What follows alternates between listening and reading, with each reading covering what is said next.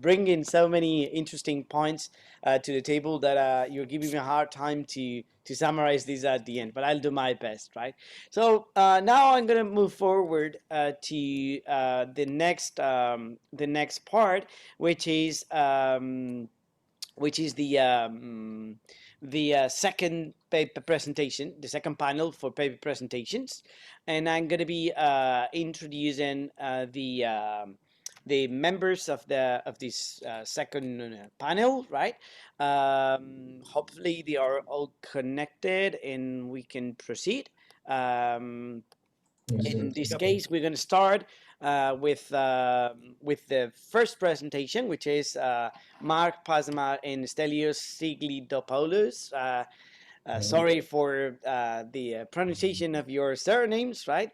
Mark Pazmar is a graduate student at the Kent University School in Marseille, and a member of the Institute of Political Science in Aix-en-Provence in France, and he has a research interest focus on diplomacy and student mobilizations, right? And he's also known for being a TechX organizer, right? Together with Mark, we have Stelios Siglidopoulos. Sorry, Stelios, for this awful pronunciation of your surname. And he's a professor of corporate social responsibility at the Kent Business School in Marseille in France, and associate fellow of Horton College at the University of Cambridge. He holds a PhD in strategy and organization from McGill University in Montreal in Canada. And his research interests are including corruption in organizations, study of corporate social responsibility, which is directly linked to this conference, and he is also known for being a section editor at the Journal of Business Ethics and associate editor of the Journal of Management Inquiry. So, Mark, yours is the floor. Thank you very much, and you've got the assigned 10 minutes. Thank you. Thank you for the introduction. Just a quick thing. I think Dr. Stigos is still in the waiting room. So if you can let him, please. I guess. I'm afraid he's not in the waiting room. Oh no. Yes. Now we got him in. Sorry for that. Are we ready? Okay. Stelios, you are in, right? All right, we good. Thank you, sir. Yes, I'm back. Okay, sorry, I already made the introduction. And go ahead. Is that okay? Yes. Okay. Yeah, perfect. Go ahead. All right, thank you, sir, for this introduction. It's a great pleasure to be here presenting next to such great keynote speakers for the second International Conference on Business Diplomacy. Now, just let me share very quickly my screen. All right, can you see this? Yes. All right, that is perfect. So before we start, I'd like to say this is a very early paper, so we will be only giving you the main ideas of the paper. So during the discussion, if you have any suggestions or recommendations for us, that would be greatly appreciated. So don't hesitate to participate in the discussion.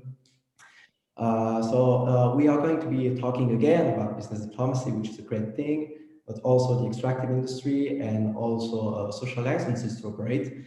And before we get into the topic, I would like to make a quick reference to the presentation of our keynote speaker, Dr. Bolowski, when he mentioned the idea of a shift in responsibilities and also the idea of shared responsibilities, with the fact that some classic businesses, are taking on new responsibilities, new business responsibilities, such as they have a new role in the society, which could be seen as a moral or social role. And this is very interesting in our case, but when we look at the example of the extractive industry, we realize that there are so many improvements to make on this very specific topic. If we take the case of Rio Tinto's, which is one of the largest mining companies in the world, and we take the example of the recent happenings in Australia, Rio Tinto's has destroyed very ancient caves that used to be shelters for the local populations. So this example questions this ability of extractive industry firms to take on this responsibility of a new role. Oh, so so in this presentation, we will have, before a quick focus on how business diplomacy helps extractive industry firms to acquire a social license to operate. And we will first cover the main concept we will be using in the presentation. Then we'll also review the conceptual work we have integrated to the research. We'll also comment on the interview we'll be conducting very soon. And then we'll discuss the paper contributions.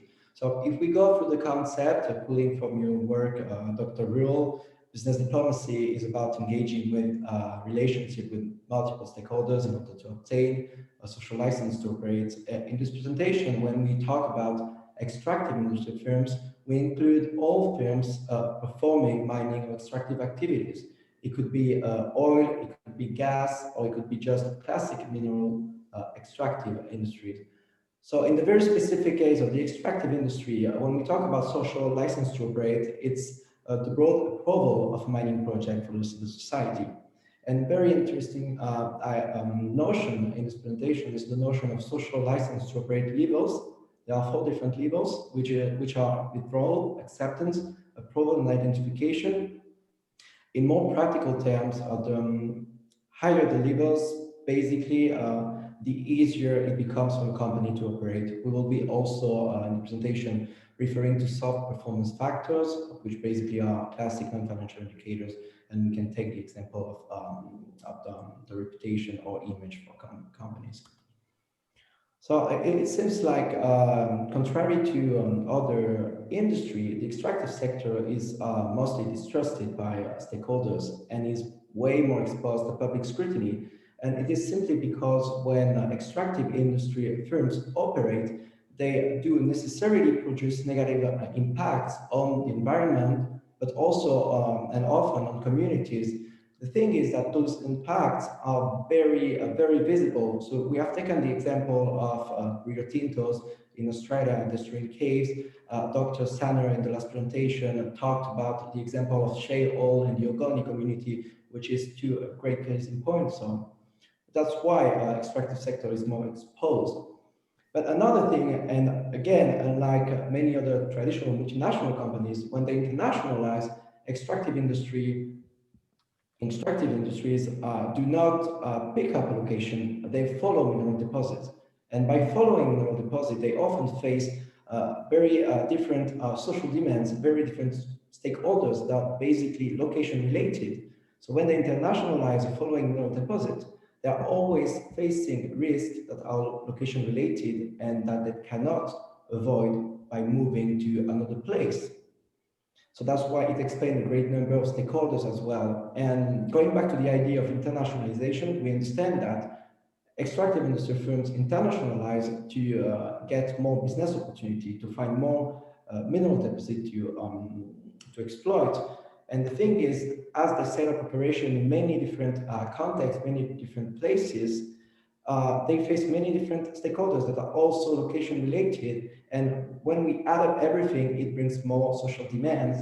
And particularly in today's economic context, the context of the COVID-19 global pandemic is making all the points we have mentioned above even more intense for extractive industry companies to operate in the business world. So it seems like business diplomacy has much to offer for extractive industry firms to improve, repair, and acquire social license to operate. First of all, because business diplomacy, we know that in the literature, it does a great work at implementing a good stakeholder management. And it's not just about engaging with all stakeholders at the same time in all different places in which companies conduct operation. It's about picking out and selecting what kind of stakeholders can have major influence on a mining project and what stakeholders for which it is worth engaging in long-term and positive relationship. So stakeholder management has become like a great thing in the extractive industries, and we have seen, like in the recent years, many initiatives dealing with stakeholder management. And we can take the example of Rio Tinto's that has developed a new academy which is dedicated to stakeholder management inside the company itself. So this is a good example what action are taken. And then it seems like business diplomacy is also doing a great job in terms of facilitating cooperation in the context of strategic alliances. And if we take the example of a very important initiative, the initiative of the extractive industry transparency initiatives, which is basically aims at implementing a new and more transparent financial reporting system. We realize that this initiative brings together many different actors at the same time, and without any diplomatic skills, it's very difficult to influence your position and to set up very comprehensive measure, very comprehensive new practices and new rules. And when we think about new rules and new practices across the extractive industry, we are also thinking about international standards. And it seems like, again, business diplomacy has much to offer to help extractive industry firms comply with international standard setting bodies. And if we take the OECD's guidelines, which, by the way, there is a specific issue on the extractive industries, we look at the guidelines and we realize that most of the guidelines that has been developed under these initiatives fall down into business diplomatic expertise. And so this is a great deal. Last but not least, when we look at the relationship with the local communities in which extractive industry firms operate, again, business diplomacy is a good way to improve these relations they have with local community. And there is a great example. This is the example of the Red Dog Mine in Alaska. This is a mine that is a joint venture between Tech Resources, the Canadian company, and the NANA Corporation. The NANA Corporation, it's a for-profit organization, association that represents all local communities of Northwest Alaska. And the two entities have developed very comprehensive partnerships that are mutually beneficial in terms of business and economic development of the region. So it's a very interesting example. So this would be our contributions. We already know the function of business diplomacy. We already know what we should be expecting from this function, and our job will be to investigate how we can bring more legitimacy, what action should be taken in order to improve our legitimacy to move to higher levels of social license to operate. These are specifically the guidelines we are going to follow. So pulling from the work of Surian, it's possible to identify many different soft factors that could lead to performance. By performance, we mean social performance. And our job here will be to investigate what factors are the most likely to improve the social performance and how we can enable those factors to bring higher levels of social license to operate. So we will be also conducting some structured interviews with plant managers mainly from the largest mining companies. The thing is, we don't know how we're going to select them. So in this very specific topic, if you have any discussions, suggestions for us, that will be very welcome in discussion time. So it's no surprise it's going to be a qualitative data analysis based on the grounded approach. So we will collect the data, then code it first through open coding process, and then we go through actual coding, break down the first order concept into second order themes to make it more accessible. So there will be three different categories for the question we will be asking to manager. The first category will be about the context. So we know there is a trust deficit, but where, how, and when does it happen? Second question will be about the reason for the trust deficit among the industry, with a specific focus on the stakeholder relationship. Why firms are not trusted by stakeholders? Who are the stakeholders? What influence do they have? And the last question will be about extractive industry firms and what they do about this trust deficit. Do they take actions? If they take actions, where do they take it? Is it at the inside the company, outside the company, or at the employee level? So the contribution of this paper are threefold. First of all, we'll be contributing to the literature on business diplomacy. And yes, even though there is a growing literature on business diplomacy, when we look at the empirical data on how business diplomacy can bring more performance, the literature remains very scarce. So what we are offering here is new outlooks on how business diplomacy can bring more social performance. So it's no surprise the contribution will be also to the literature on extractive industry firms by providing, first of all, a better understanding of the environment in which extractive industry firms operate, but also providing a better overview and a better understanding of the positioning of extractive industry firms in stakeholder networks as a strategic point of view. And last contribution for this paper is a very practical one, is it concerned managers, but not only managers from the extractive industry, but all managers involved in day-to-day relationship with stakeholders. It's about giving them new tools, new instruments in order to implement a good stakeholder management and save time and money. So that's all for the presentation. Again, thank you to the organizing committee, and thank you everyone for listening. And if you want to know the story about the smiley dolphin, I can tell you the story now during the discussion time. Thank you everyone for your attention. Thanks a lot, Mark Stelios, for your work and for sharing it with us. If you agree, we're gonna be doing the same procedure. We're gonna have the three presentations, and then we save the time at the end for Q&As mixed, all of the participants. Okay. Okay. So I'm now proceeding to the next presentation, which is the one prepared by presented by also two panelists. The first one is Tagi Ramin-San Sadeh, who is an assistant professor of strategy at the Amsterdam Business School and the University of Amsterdam in Netherlands, and he's a panelist that focus on, as a research interest on managerial and organizational cognition, adaptation, and technological change, and of course business diplomacy. Tagi, you're somewhere here, right? Yes. Yes. Okay, and welcome. And also on this presentation, we have Abdullah Ramesan Sadeh. Sorry again for my horrible reading. He's an emeritus professor of international relations at the Faculty of Law and Political Science at the University of Tehran in Iran.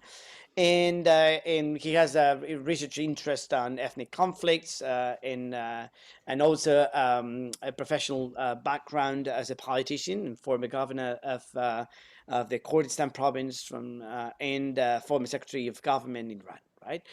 So welcome both of you. Thank you very much for being here and for sharing. And yours is the floor for the next 10 minutes. Thank you. Hello, everyone. Thank you, Professor Arbil, and thank you, Professor Ruel, for organizing and the other organizers of this conference. It's a pleasure to be here to present our working paper. Actually, my older brother, Abdullah Ramazanzadeh, he could not join today, so I'm sorry for this. But I'm going to present the paper and would like to start it. I believe I need to share the screen first. And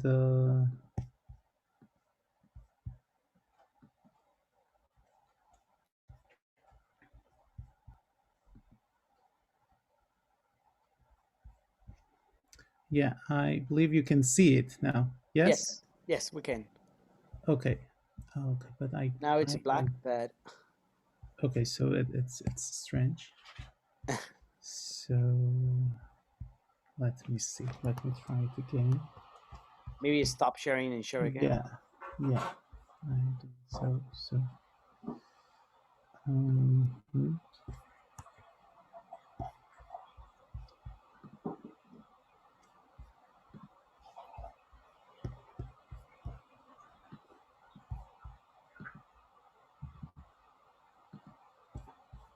Okay. There you go. Yes. So the working paper is under the title of Identity Work at the Front, Borderland Markets as the Platform of Ethnic Conflict Management. I guess I can skip this slide. It's the introduction of us as the authors of the paper that is done. So I'm jumping to the paper presentation. So, as a general background, I would like to say something about the business that helps managing conflicts through economic, diplomatic, and social mechanisms. That's the main theme of this conference. So everyone are familiar with these topics, and we know that the success of business in managing conflicts relies on public and private sector collaboration. So it's if it's the government, if it's the public companies or private sector and associations or intermediaries in the business world. So these are very important actors of this setting. And to be very specific, ethnic conflict is a problem that is identified in both international business, international management, and political studies. So it is not only in the developing economies, but also in more developed economies. So scholars try to understand the process of conflict management in terms of ethnic conflict better and more in details.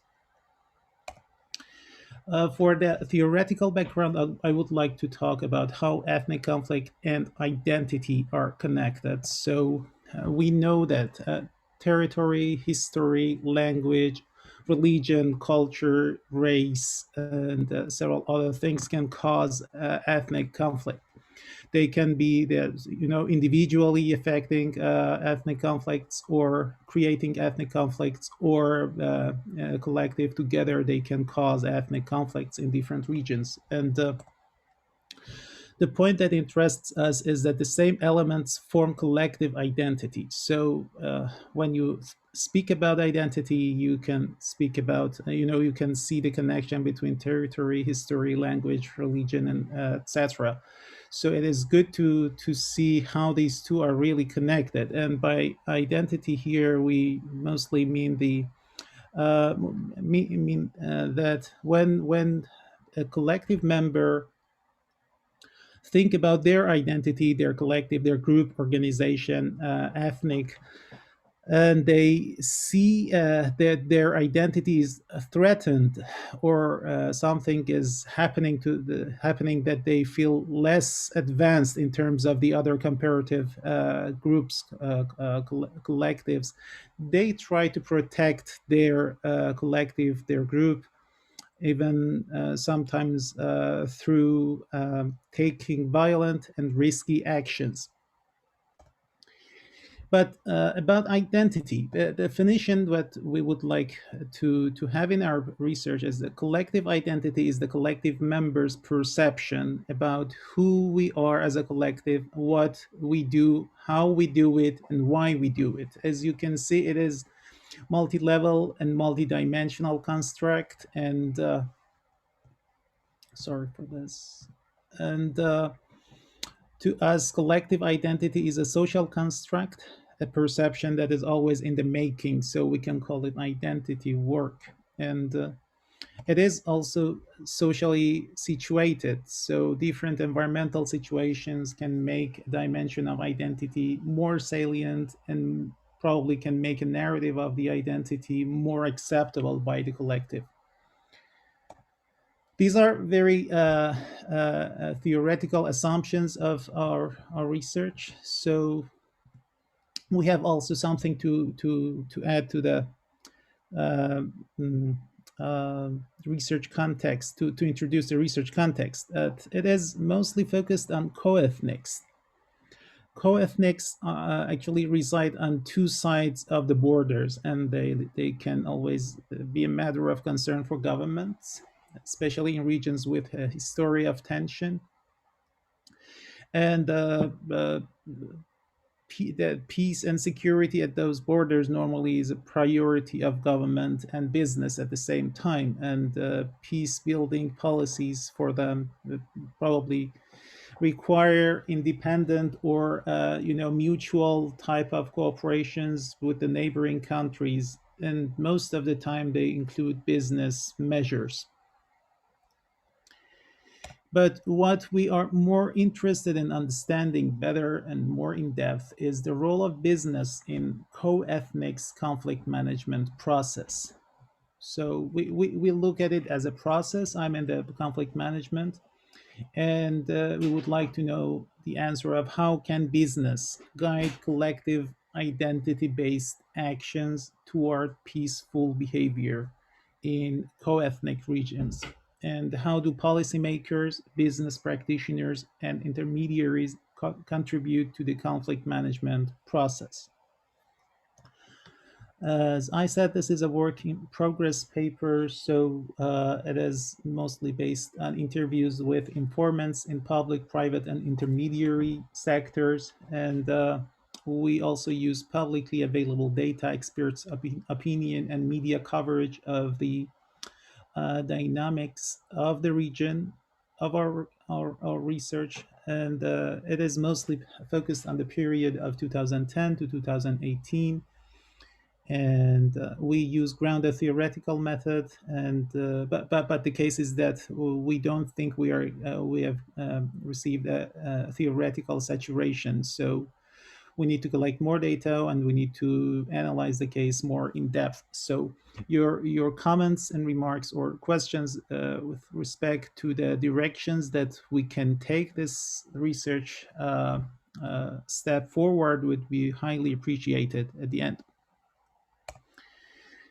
But where is the case? The case is the Kurdish populated area around the border of Iran and Iraq. So, a bit of history. Central governments in Tehran and Baghdad, while confronting their own armed dissident courts, historically from like more than 40 years ago, manipulated the courts of the other side at the mutual borders for enforcing their claims against each other, and this was kind of a practice, a business. It was a political practice, and following the second war in the Persian Gulf and collapse of Saddam's regime, and emergence of new government, which is perceived to have friendly relationships with Tehran, new measures are taken by both sides in order to manage their Kurdish region's issues. And of course, during this time, again, because of the independence of Kurdish territory in the north of Iraq, the whole issue has been more complicated because Turkey's government also is kind of paying more attention to that region now, and it is like a very complicated setting for business, for politics, and everything that sense. But where is the conflict coming from if we look at it from an identity perspective?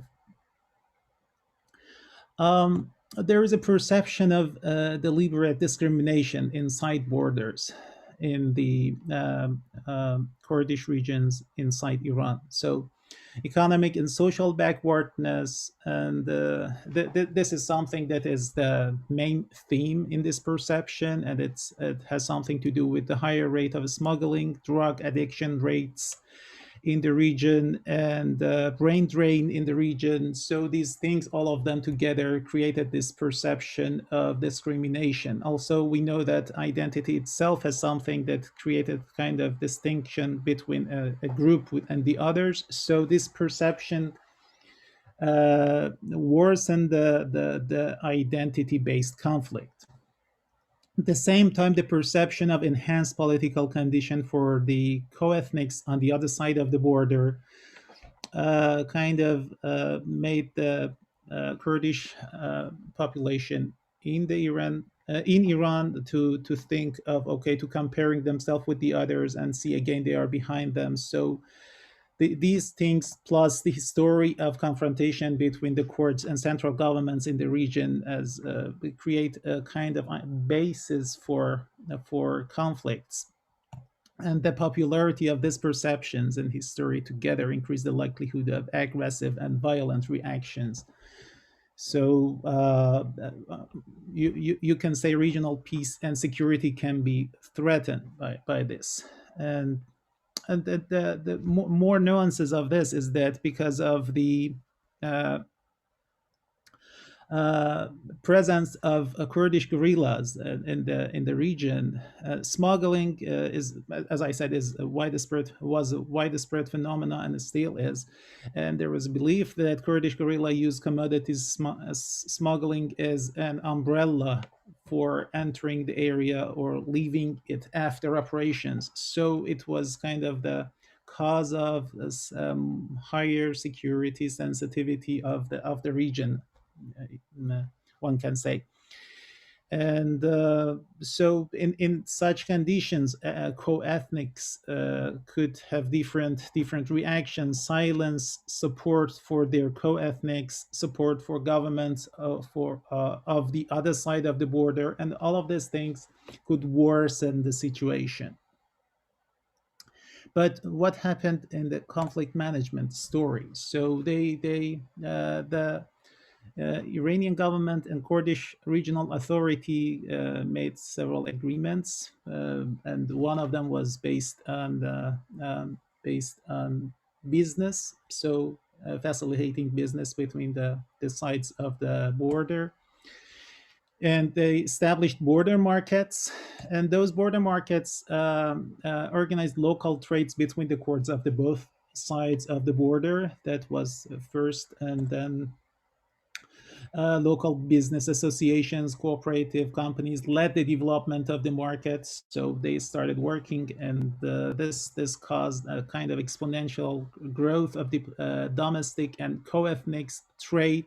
So both the cycles of trade in the borders and cross the borders increased, and kind, I would say, become more effective and efficient. And this also helped the social interactions, so made it booming social interactions with the other domestic ethnics in Iran. So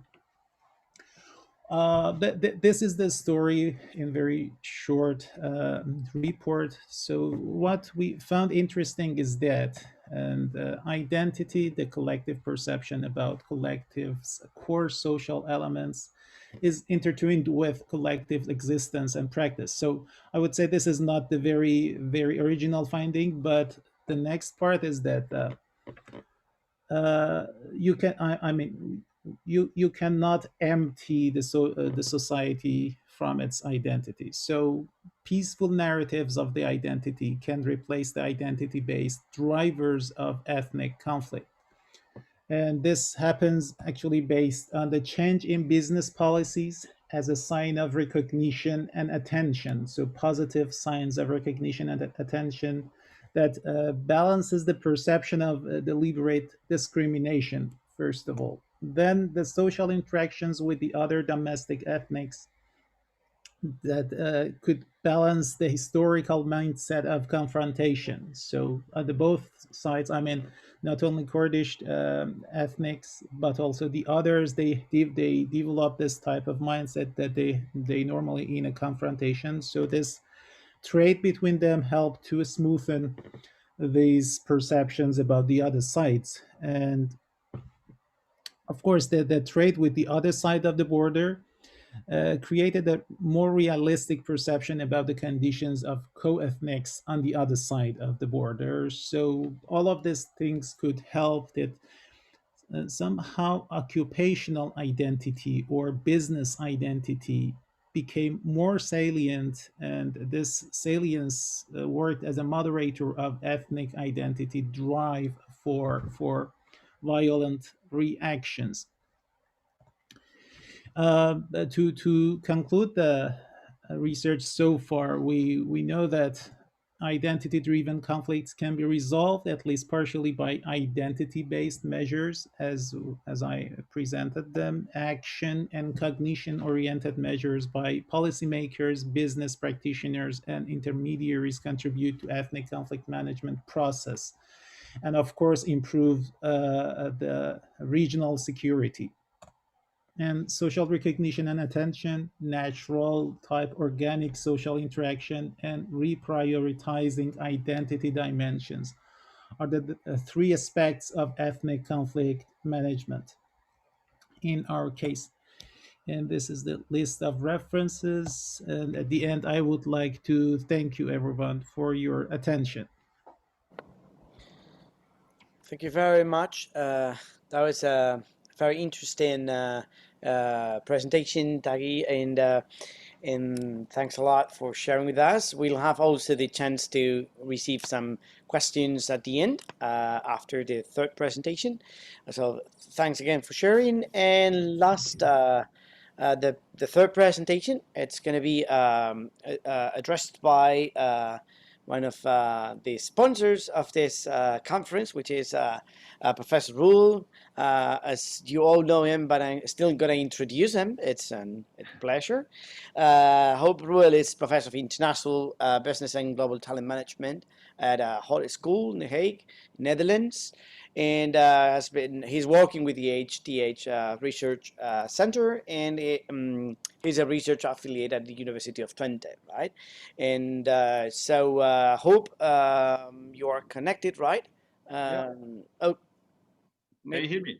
yes, yes, we can. Great. So Fantastic. yours is the floor for the next 10 minutes. Thank you very much.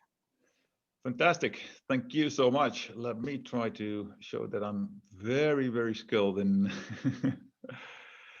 in sharing screens, and obviously not all will be that easy. Where is my presentation? And this is my screen. Okay, hopefully we'll have that done by the end of the. Where's my screen? Where's my PowerPoint? This one, but probably not. Share. Sorry. No, this is the other one. Stop sharing. Sorry, Inigo. I don't know. I thought I was so well prepared, and if I look It's at my, okay. It's okay. yeah, No rush. everything was set for one click and share. But if I look at my screen, which one? Show all windows. Ah, okay. Yeah, you know, I do have two screens here. And in one way or another, the screen that I'm working with, yeah, here we are, you know, is starting to get overheated. So that's why it's not that clear. But here we are. Yes, we can see it. Yeah, fantastic. Thank you for your patience. And now we need a few more seconds, I guess. Yeah, here we are. Thank you, everybody. Thank you, previous presenters.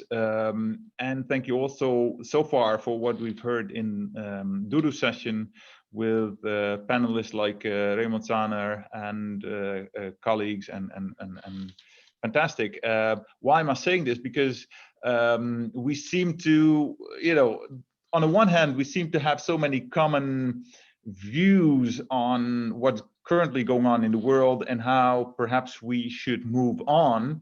Hopefully our debate after this session may also help us to try to provoke ourselves a bit.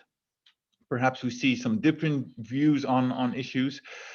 Because my presentation, what I tried to do recently was to put business diplomacy in what I call a bit more of a specific theoretical perspective. And thank you, Mark and Stellos, because your work actually also was in that respect, as all our other colleagues work, but try to work on, for example, the concept of the license to operate. What I try to do within the coming 8 minutes left is to try to position business diplomacy by multinational corporations in a common good perspective. And I'll get back to this, of course, later on. Just let me go through the storyline that I would like to share. Briefly have a look at the literature on business diplomacy so far, and wish to hear your opinions, whether I've got it right. Then I'll introduce Catholic social thought as a source for business diplomacy, where I will be taking from the concept of the common good. And Catholic social thought, we'll get back to this later on.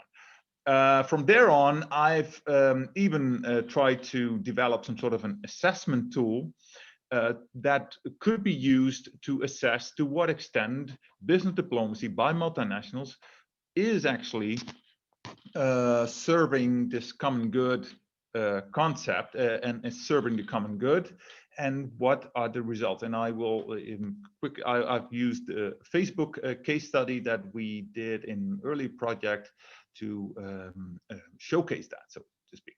Let us move on. These things, what you see on these slides, and later on after this conference, we'll be happily sharing these kind of slides. Currently about 100,000 multinationals worldwide. They are important players. That's all what we've said today. And what I then ask myself at a certain point, like, okay, what I feel when I look at the business diplomacy literature, that we use perspectives, we use stakeholder theory, for example, but basically we don't ground it in a particular theoretical perspective, and that's what I try to do. So when I look at the literature on business diplomacy, please have another slide. Yep.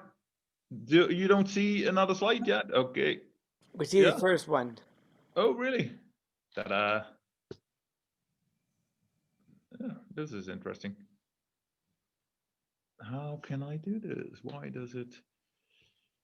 Thank you. Bottom left, there are some arrows. I think that's how you move it, because I was stuck once too.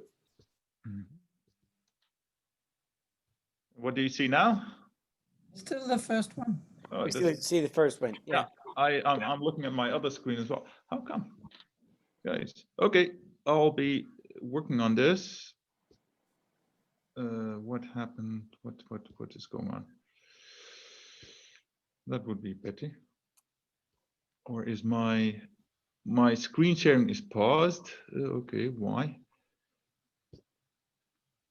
I'll be trying to. Yeah, here we go again. Screen number 2. Yeah. There you go. Yeah. Yes. Now we can see it. It's not easy. It's really annoying because my screen where I'm working from is absent. Anyway, I'll be doing my best to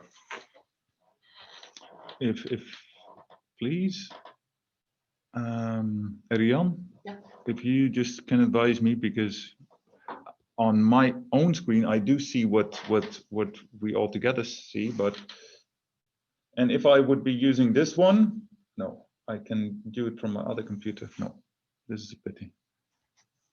What happens? Why am I not seeing my own screen here?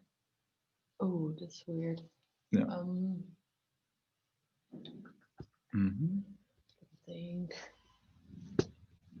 I think you should start the presenter mode over here.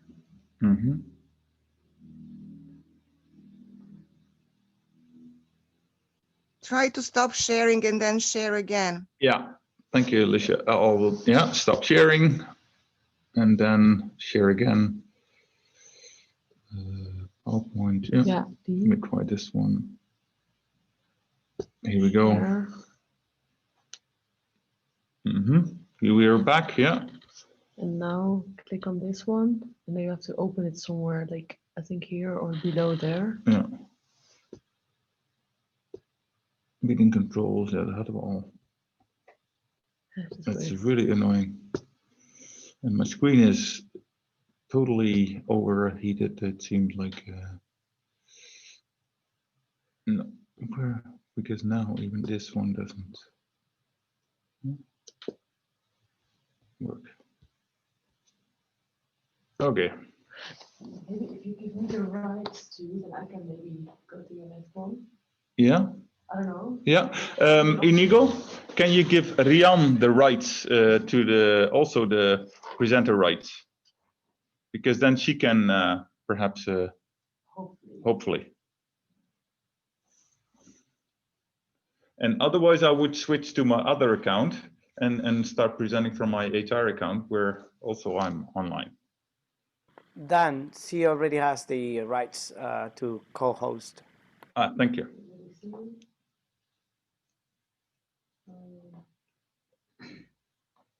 Nee, ik kan Nee. niet naar de volgende. Het mag een kans zijn dat jij mij ook die PowerPoint stuurt en dan kan mijn scherm delen. This is very annoying. Why? Yeah, here we are. If you feel, I mean, if you want, you can send it to me by email and I'll be sharing. Yeah. I'll be doing this. I'll be sharing it. It's my, Send me an email and. Can you try moving your cursor to the bottom left of the screen? Yeah. If I remember correctly, you should see some arrows there.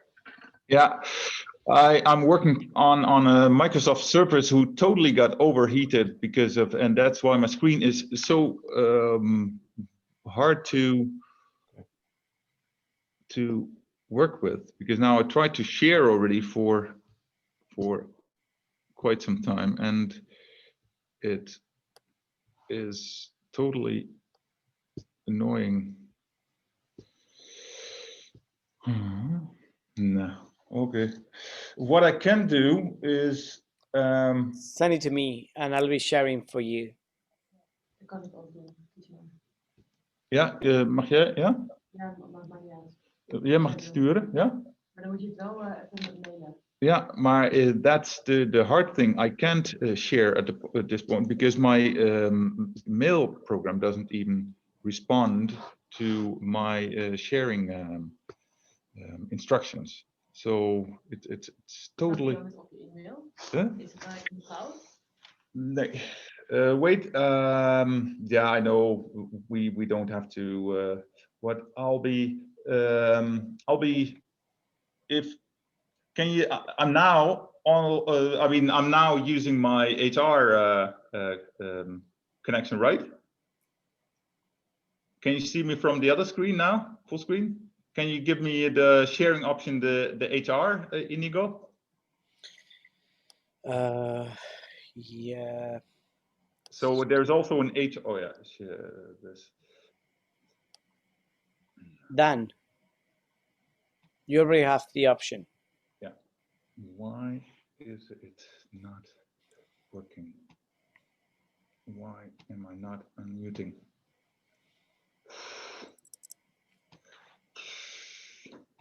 No, then we'll. This is horrible. Why am I not unmuting? Je bent. Yeah, can you hear me?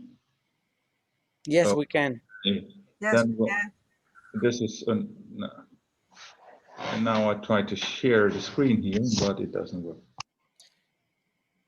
Because you have to stop sharing the first one. Try to share now.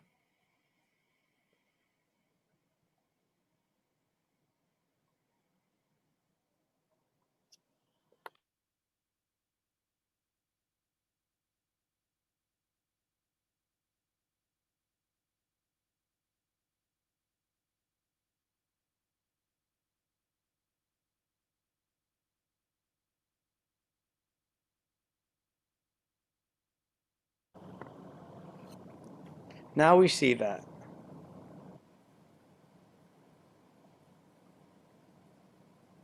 But your microphone is off. Okay. Oh my God. Thank you. Back again. In the 2 minutes left, I'll be sharing. Really. Okay. This only happens when it needs to happen. Murphy's Law. Okay, 3 views: the instrumental view on business diplomacy, a leadership view on business diplomacy, and the license to operate view on business diplomacy. We can later on discuss whether that's a correct kind of a division that I identified in the literature. That brought me to a definition of business diplomacy like this one, which I consider to be one of the most all-inclusive ones from 2018, Alamar and Pauline 2018. But reflecting, there is a lack of theoretical grounds foundation. And that brought me to Catholic social thought, because I've been really interested in morality and not as such business ethics, but more the intentions of business and business leaders. I was always triggered by the question, how can still, CEOs allow themselves to, for example, now with the Pfizer case, that a CEO seems to have been already selling off his shares, and now there is an investigation going that perhaps he do it with foreknowledge or not. But just the idea, I think, like, what is it that makes people that I mean, yes, we all need food, money, whatever, but where does it end, and how can people? That really breaks my brain. That brought me to business ethics, and interestingly, business ethics literature has been using Catholic social thought, and I'm not referring to the Catholic Church, but the Catholic social thought as a social theory, as a tradition, to look at the purpose of business. Because Catholic social thought as such is already 125 years old. So we look in business theories. However, we have already views on business from different religions, by the way, but also from Christianity or Catholic social thought more than 125 years ago, saying that actually the purpose of business is to serve the common good. And what does that mean? And then we look at this slide. That means, like, at least that businesses, the purpose of business is to serve and to create and enable the economic conditions, organizational conditions, social, cultural values, environmental conditions, and international relations conditions that really benefit humanity, to put it easily. And that brought me to that idea. Let's position business diplomacy in that context. So what I did, 3 steps: I set a number of premises, then came with the definition based on that common good concept for business diplomacy, and came with a set of guidelines. This is my set of premises. I'm sorry for time. You can later on, we can share slides and we'll be taking care of that. Brought me to a definition where businesses therefore business diplomacy means the practice of establishing, sustaining, and engaging in long-term positive relationships in a global society with members external to the business, and the business is considered as a community of people, not as a financial construction or a nexus of contracts. No, it's a community of people that serves all those interests and indications of the concept of the common good. This was the model that I created, and that brought me to an assessment tool with 5 questions that businesses could ask themselves in terms of assessing to what extent their way of conducting business diplomacy is actually serving the common good. This is what I applied to a Facebook case. Facebook was in 2016, the Trump elections, so to speak, very much being scrutinized and under fire because of their fake news, the role in spreading fake news. That brought them even to be invited by the British Parliament and many other, even I think they were at the European Parliament. We did a media content analysis. I can't dig deeper in this, but answered the questions what we saw based on the media content analysis. And then in the end, we concluded that the way how Facebook was conducting business diplomacy was not meeting the criteria of the definition and not serving the common good. Just one example, the fact that I think Mark Zuckerberg was not even willing to present or appear in front of the British Parliament was a way of how to really be ignorant and trying to, okay, we cannot see what went on in his head or who advised him, but the fact that he did not was as such a poor kind of an element within that definition of business diplomacy.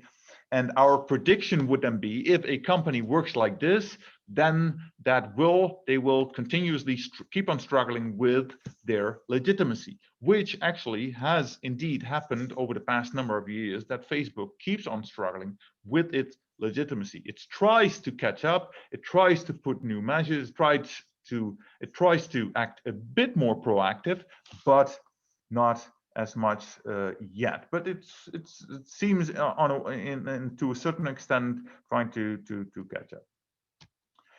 That brings me to the conclusion that at least I try to add a more theory to the concept of business diplomacy. Try to come up with an assessment tool that businesses could already use, but we can advance it more. And yeah, we need definitely more of this, better fundamentals, I think, for the concept of business diplomacy. Thank you so much for your attention, for allowing me. I'm sorry for all the confusion. I'm acting on 2 screens now. But Inigo, the floor is yours. Thank you very much, Hope, and thank you, all of you. I'm gonna just stop sharing and come back to the main screen. Okay, so thank you, 3 of you, for these presentations. Now we still have some time for Q&A session, and I'm sure that all of you are happy to receive some feedback and questions or interventions. So I think we already have some remarks on the chat, right? Unbelievable. Dat dit soort dingen ook gebeuren. And I think Tagi, you already received a remark, right? There should be many by Litia, as in there should be many applications in view of increasing number of international conflicts, right? And she invited you to please copy the paper to your email when it's finished, right? Yeah. So let's just to make sure that you read it, and which is also interesting. So anyone wants to address any of the presentations, any of the assistant participants?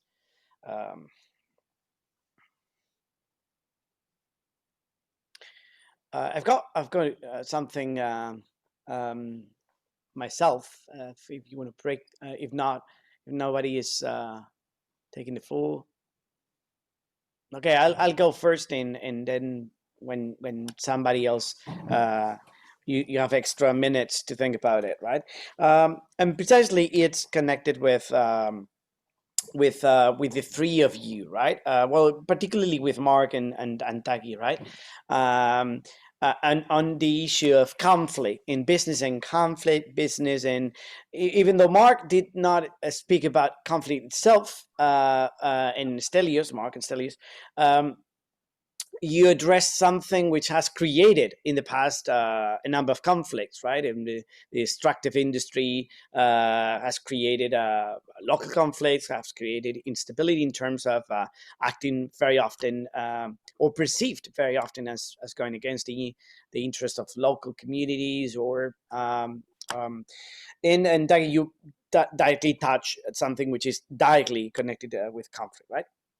And I'm linking this to something that has appeared all throughout today's session, which is the role of business diplomacy capabilities in having or giving internationalized companies a voice in international relations, right? So not only at a local level interacting, as Tagi is researching about, interacting to perform better in terms of business operations, facilitating understanding or a different identity, shared identity based approach, or in the case of the extractive industries, right?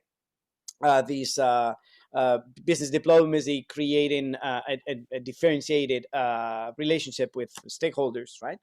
I'm asking you, and Hope obviously, to what extent these companies that do have already the understanding of an effective business diplomacy can act not only local but internationally in dealing with this, right? As much as, for example, NGOs are doing. NGOs are already at an international level. I wouldn't say lobbying, but as part of the debate, as part of the discussion, and as part of the solution, right? So in this, do you see anything that can be done to improve the agency component of the businesses? Stelios? If I can add to this, one of the issues I think is that a lot of these companies have had in the past expertise in diplomacy, but they never really, how should I put it, understood that they have it. So it was never discovered, defined as an expertise for the company, as a knowledge base for the company to keep somewhere. And one of the things that we're seeing now is something that somebody I interviewed a long time ago from a mining company told me. It was a few years ago, actually, so it's interesting to see things happening now, that a lot of these companies would see crisis coming up, increasingly crisis coming up, because the expertise that they had, the people they had having that expertise in dealing with all kinds of diplomacy issues with stakeholders at the local and global level are retiring.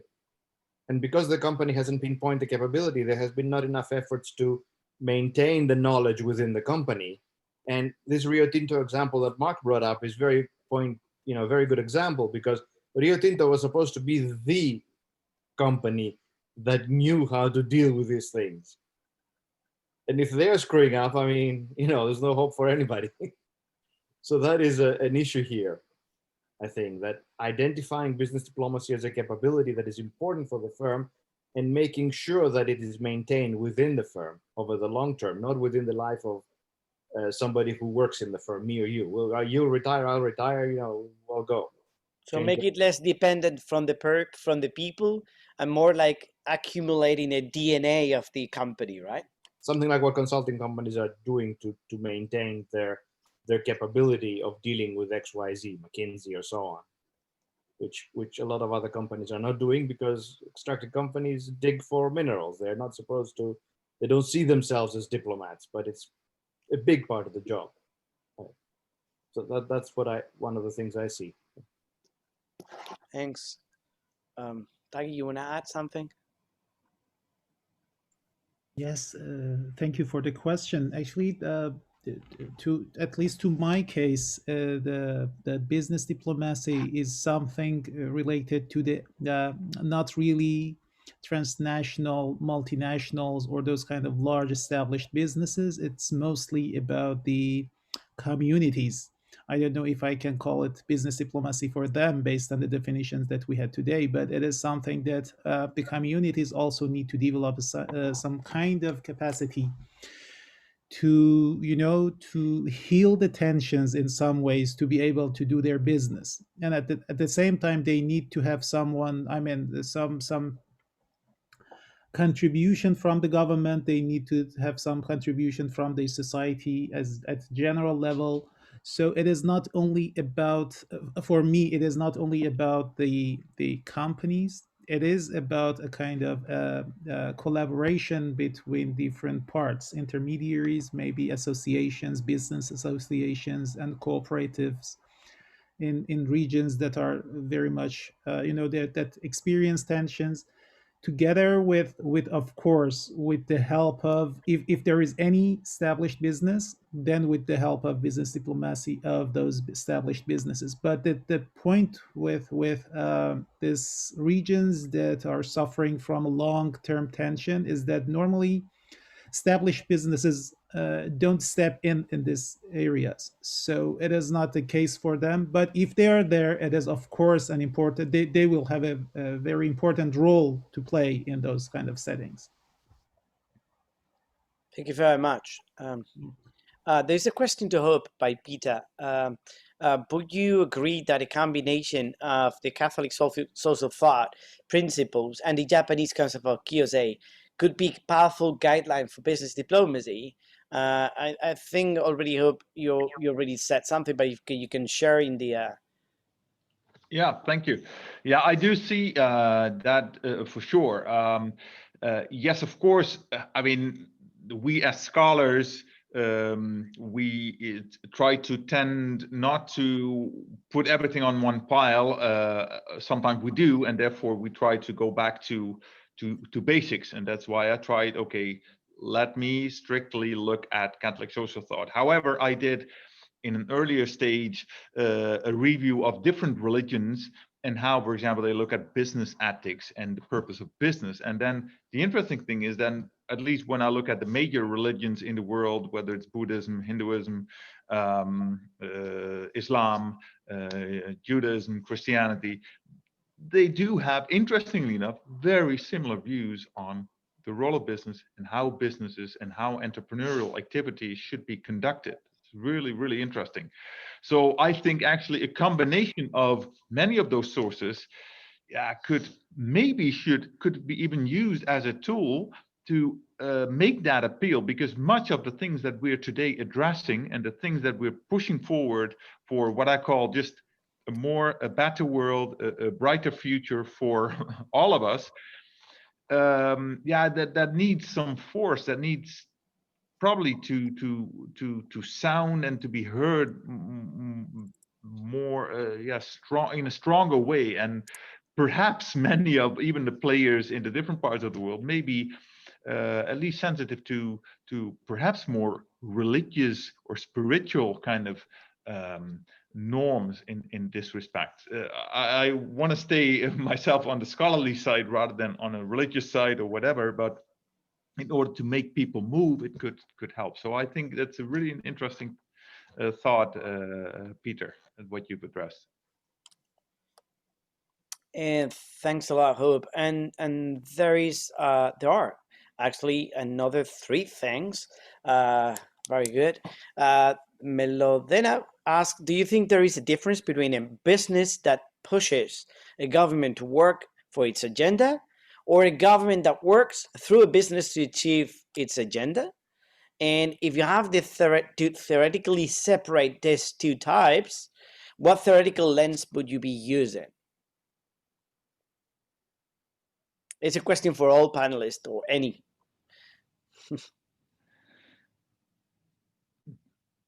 Let me give a first drop, and I'll take then 30 seconds. I would say when one party is using the other, or the other party is using the one party, then actually we're talking about something that is self-interest oriented, which myself, I would say like that is already not diplomacy as such anymore. Because for me, diplomacy means recognizing the other, that the other does have rights is acknowledged. So when it's too much of one is using the other or the other way around, that could already be conflicting with the idea of diplomacy as such in general, as a first entry. Actually, to add to Professor Roell's point, I use the term platform because on platforms you normally have a win-win type of connection. So you don't necessarily need to impose your agenda to the others. You probably can run your agenda, drive your agenda, and at the same time help the others to get to their goals. So I would say business diplomacy that is more multilateral would be more appropriate.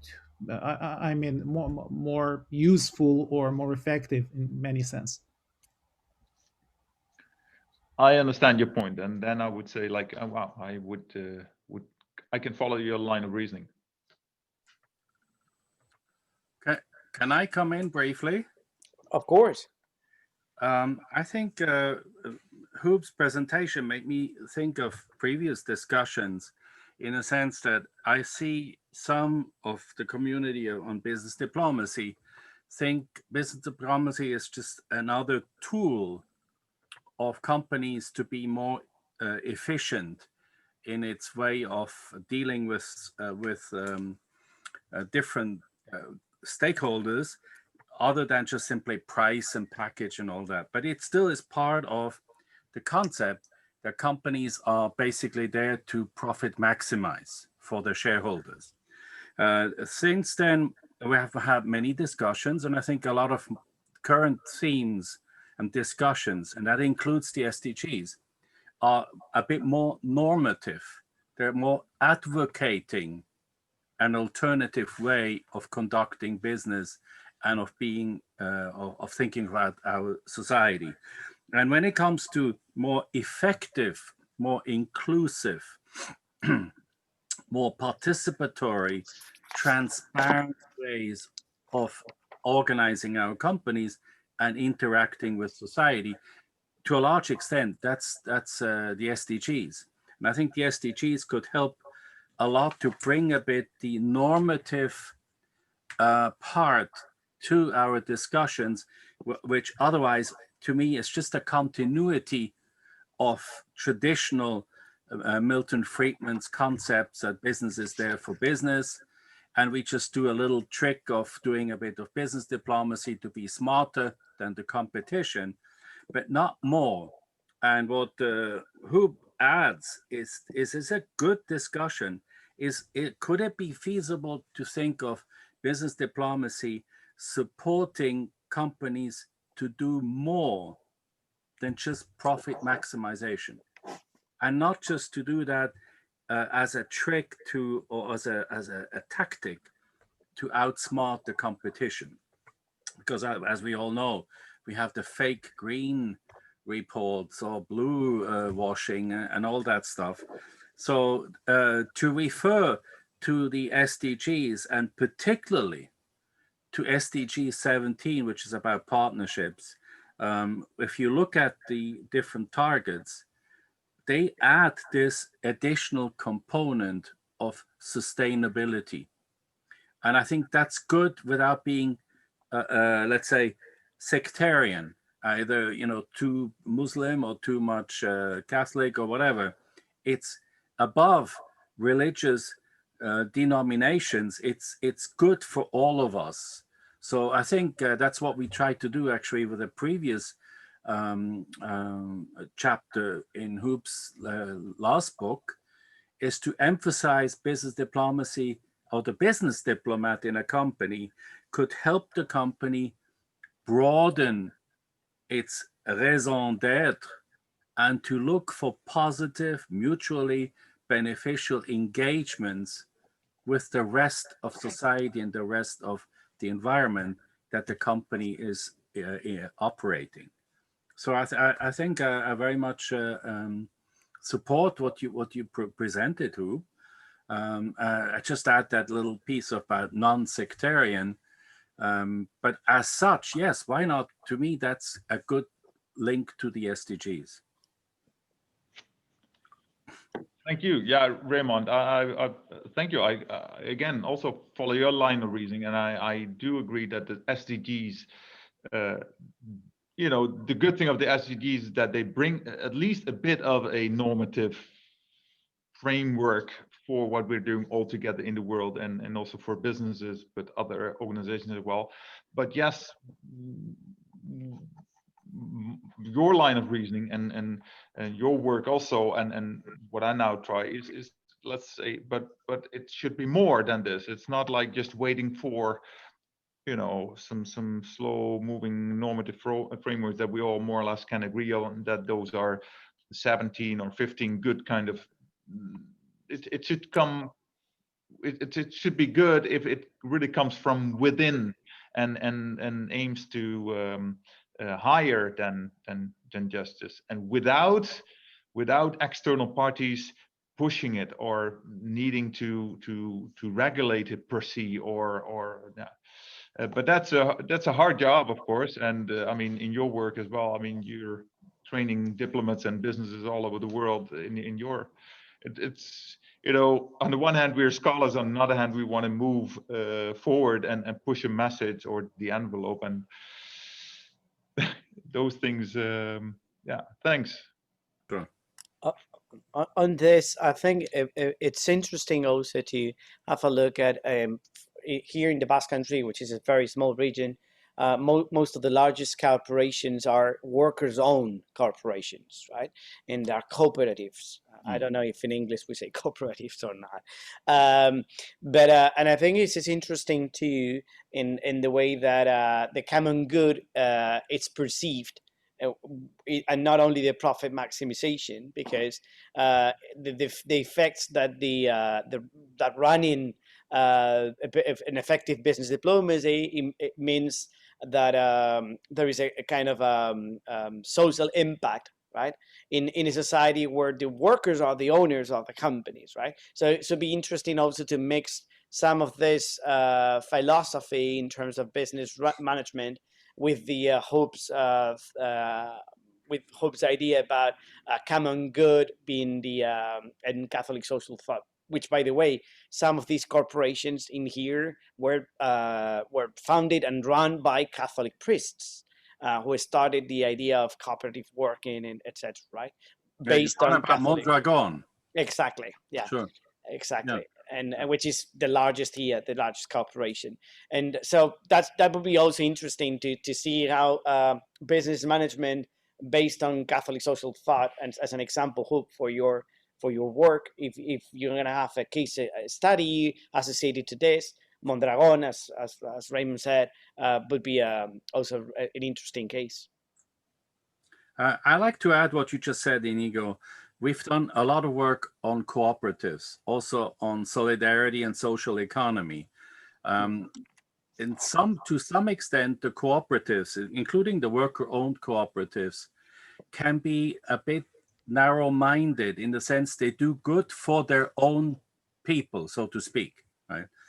While I also had that experience in the Gulf states when I was asked to talk to people who's created a humanitarian sort of offshoot of the Red Crescent and Red Cross Society for to operate in areas of conflict.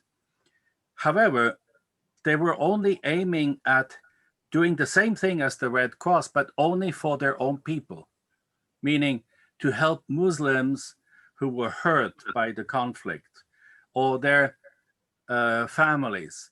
The concept, of course, of the Geneva Conventions is to attend to reach out and help whoever it is, whatever color of skin or whatever religious denomination. So the cooperatives, we're also part here in Geneva, observers of a UN group that's called United Nations Task Force for Solidarity and Social Economy, that groups several of UN agencies together.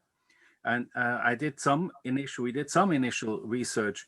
Some of the cooperatives could benefit from the discussions that we are just having right now, to understand that they could also reach out more than they do at the moment, because they remain oftentimes self-enclosed within their own membership. So I count on Deusto University to help Mondragon to become a global citizen. Yeah.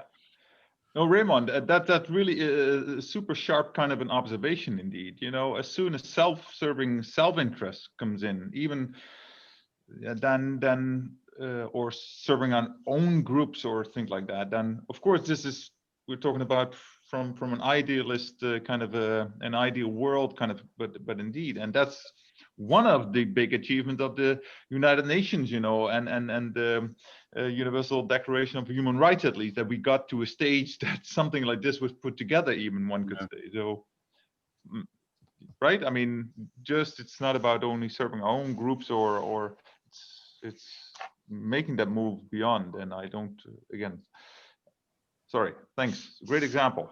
Also in terms of the corporations or corporates that could fall into the bias of serving their own groups or members only. If I may add to this, there is this work in extending, in moving beyond Friedman or beyond the helping our people versus the others, is the work of Friedman, who basically says that even if you want to get maximum stakeholder return, shareholder return, you cannot achieve it over the long term if you do just that. There's a limit to how much you can do by taking from A and giving to B, because A will revolt, it will eventually, you know, run out of patience or whatever, and things won't work out. So eventually you need to create a more stakeholder driven strategy that will have everybody gaining from being into the game. And that's more a sustainable long-term strategy. And that's, he calls a business enterprise, I think, or strategic enterprise or strategy enterprise. I keep forgetting the term he has. Anyway, apologies for that. You can find it.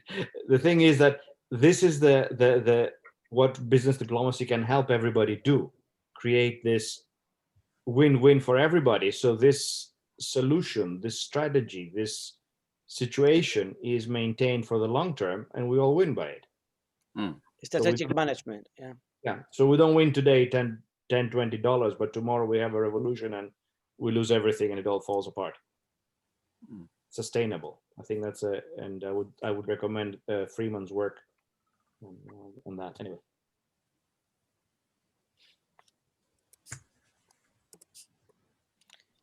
Okay. I think we'll have to finish by now if everyone is okay. If there is nothing else to, well, there would be so many things to say, right? But as it's good that we came up with this debate too, right?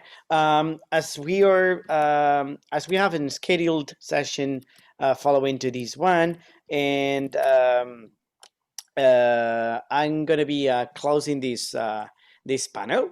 And first, by thanking all of you, really, thank you for sharing, for your generous sharing of those working papers and ideas, and also for this very fruitful debate that we opened afterwards.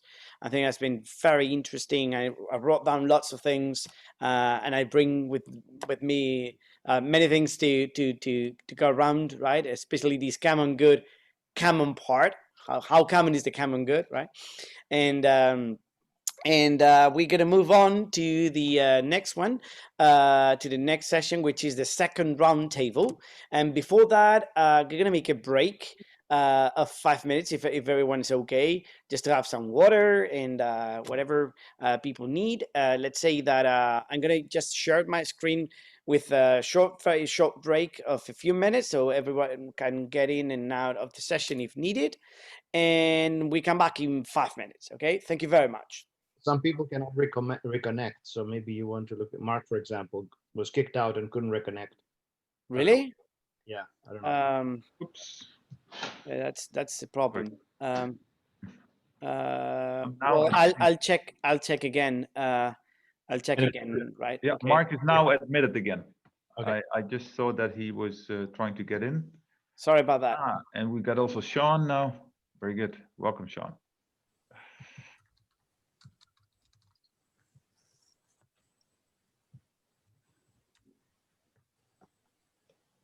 Yeah. Okay. The last bit was interesting.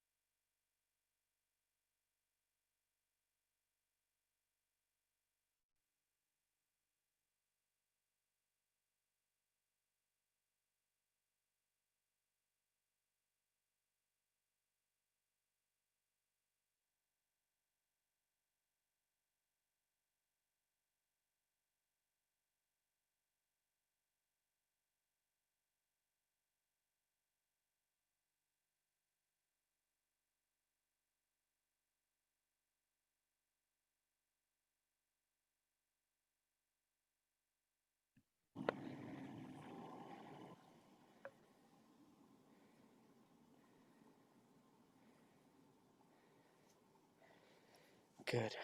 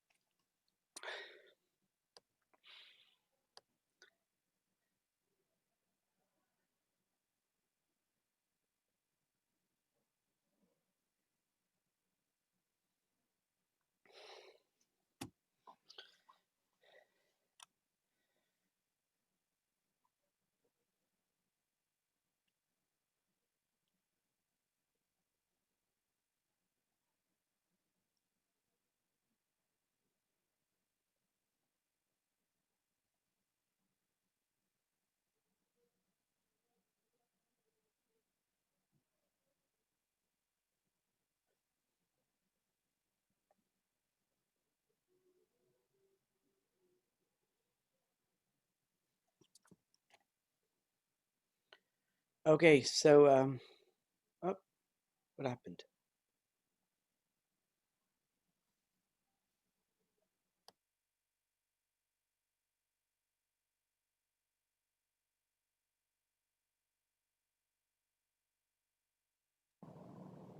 Okay, yes, no, no, doesn't work.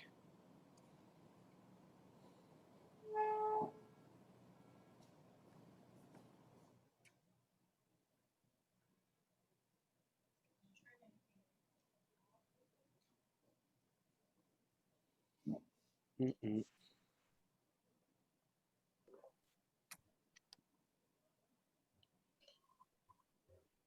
Okay. Just a second. We've got an issue with the sound. Yes, now.